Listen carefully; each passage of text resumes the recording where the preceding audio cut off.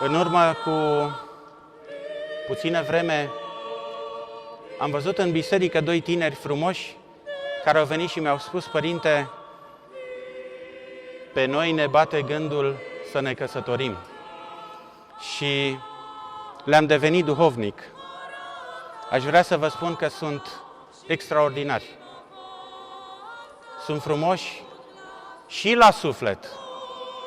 Și bunul Dumnezeu a rânduit multă bunătate și puritate în sufletele lor, astfel încât sunt convins că Daniel și Diana vor face casă bună, se vor înțelege bine și peste 200-300 de ani nepoții lor vor spune: s-au iubit până când au intrat în veșnicie, inimă lângă inimă și mână în mână și umăr lângă umăr. This is where it starts.